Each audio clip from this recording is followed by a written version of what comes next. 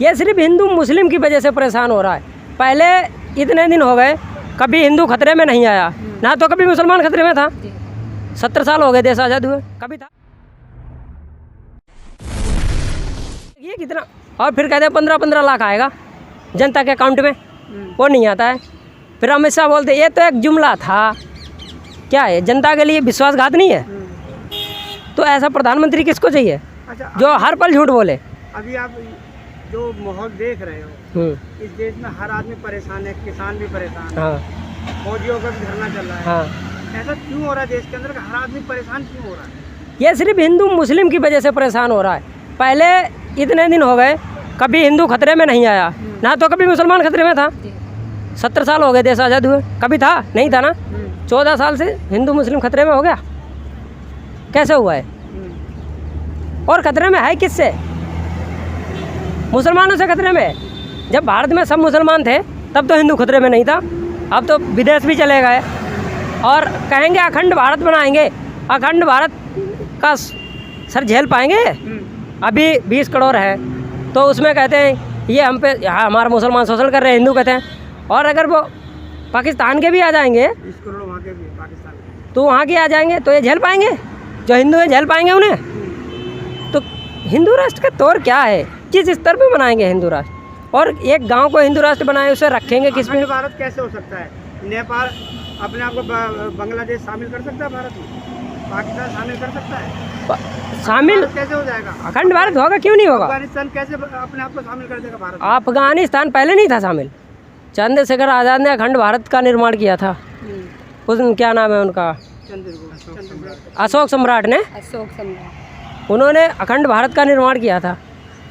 तो उन्होंने ये तो नहीं, फिर उन्होंने बौद्ध धर्म भी अपना लिया था। तो आस पड़ोसी के, जब उन्होंने बौद्ध धर्म अपनाया, आस पड़ोसी के लोग आए, उन्होंने कहा अब तो ये लड़ेंगे नहीं, अब तो इन्होंने बौद्ध धर्म अपना लिया है। उन्होंने कहा हथियार चलाने छोड़े हैं, चलाना नहीं भूले। तो इसका क्या मतलब बनता है? आप उस चीज़ को, अगर राजा अच्छा होगा तो अखंड भारत बना देगा, क्यों नहीं बना देगा? वो अच्छे राजा थे, अच्छे शासक थे, वो कभी आगे सेना को लड़ने नहीं भेजते थे, खुद जाते थे, हमसे सामना करो। सेना को मार के क्या मिलेगा? राजा को मारो, राज ले जाओ। तो राजा ऐसा होना चाहिए। अभी फिलहाल में दलित 2 धड़ों में बटा हुआ। अच्छा, कश्मीर घटना के बारे में आपको मालूम है? अभी वहाँ 4, एक राइफलमैन, एक डीजीपी और 2 मिलिट्री के लोग शहीद हो गए, ठीक है। वो क्या है, उसमें जो वहाँ शहीद हुए थे मातम मनाया जा रहा था, इधर मोदी जी जश्न मना रहे हैं, उन्हें बिल्कुल गम नहीं है। ऐसा होना चाहिए क्या? ऐसा बिल्कुल नहीं होना चाहिए। ये क्या है? ये मनुवाद है। इसीलिए तो कहते हैं कि जनता अब जाग रही है।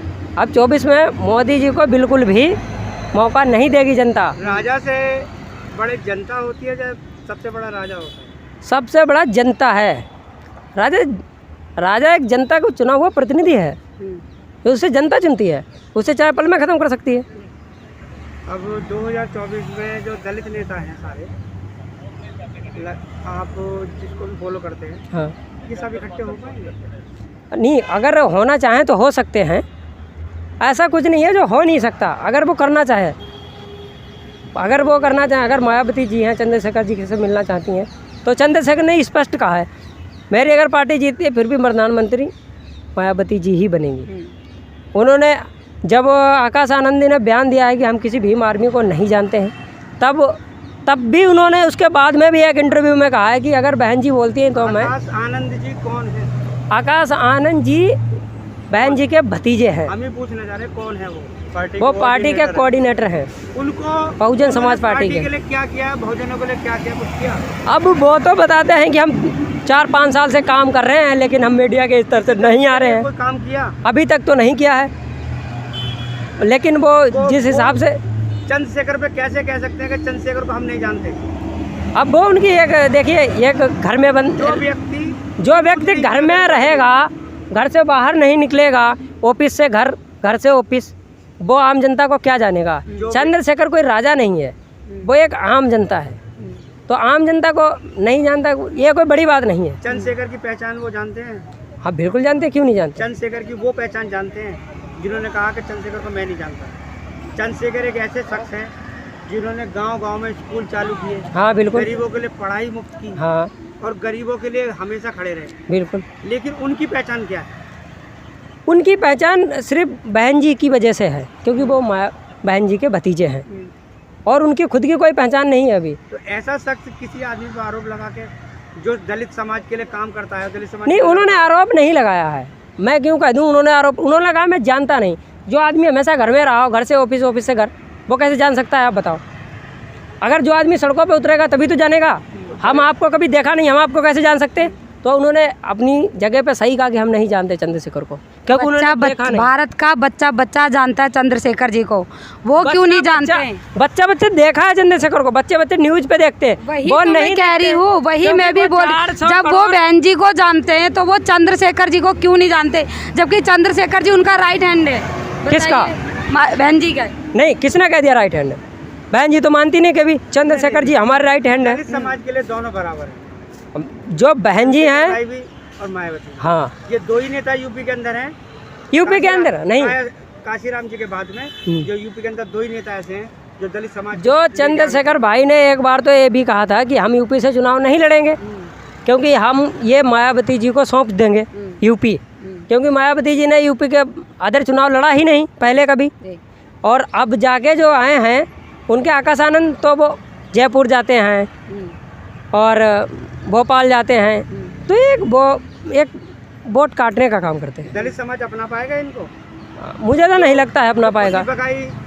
खिचड़ी जो फिर वो तो एक बही वाला हो गया जो राजा का बेटा राजा होगा। ये इनका संघर्ष कहाँ है अभी? और इनको भी समझ में आएगा जब सड़कों पे उतरेंगे, लोगों के लिए धूप में आएंगे, तो इनको भी समझ में आएगा कि संघर्ष क्या होता है। इनको भी समझ में आएगा, हम भी, ये हमें भी पहचानेंगे, आपको भी पहचानेंगे, सबको पहचानेंगे ये जब ये संघर्ष करेंगे।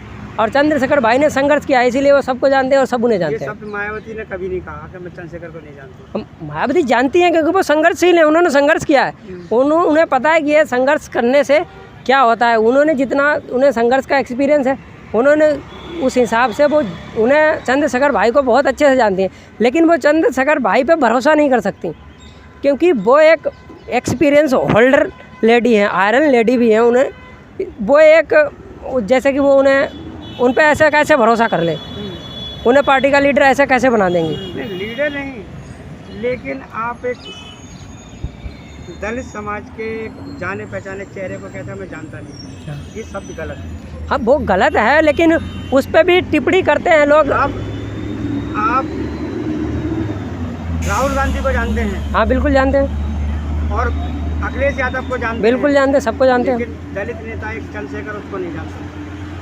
ये एक व्यक्तिगत भी बात हो सकती है और एक ये जलन भी उत्पन्न हो सकती है, लेकिन इसके बारे में हम कुछ नहीं कहेंगे, क्योंकि दोनों पार्टी हमारे लिए काम किया है।